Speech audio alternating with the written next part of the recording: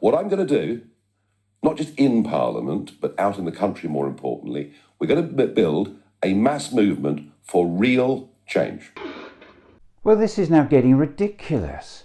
How can you interview the man who says he should be put in charge of running the economy without pointing out to him and viewers that the Brexit he championed has, by almost every economic and financial measure, been disastrous for the UK? Why is he continuously let off the hook on this?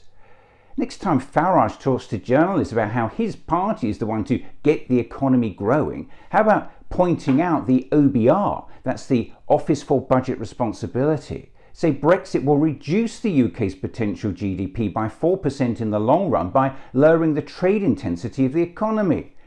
Goldman Sachs puts it at 5%, and the National Institute of Economic and Social Research calculates it at up to 6%.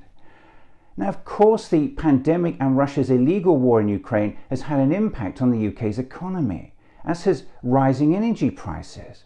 But Bloomberg has calculated that Brexit is costing the UK £100 billion a year in lost output. That's roughly £40 billion less for the government to invest in the UK. Just think about that.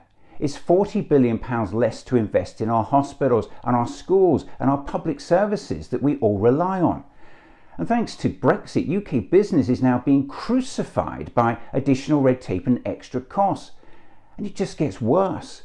The new post-Brexit border controls, which came into force in April, are estimated to cost British businesses £2 billion and will likely fuel higher inflation. And if that's not bad enough, the UK goods trade has suffered its steepest 5-year fall on record, with economists saying this highlights how Brexit has reduced flows both into and out of Britain. And we can go on about this all day. The Resolution Foundation has just cited the economic effects of Brexit as one of the factors which have acted to suppress wage growth.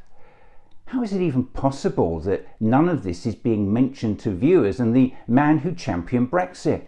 And he now thinks he should be put in charge of running the country? It's an absolute joke.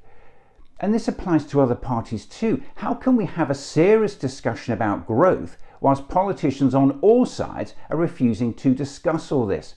And our media is just letting them get away with this.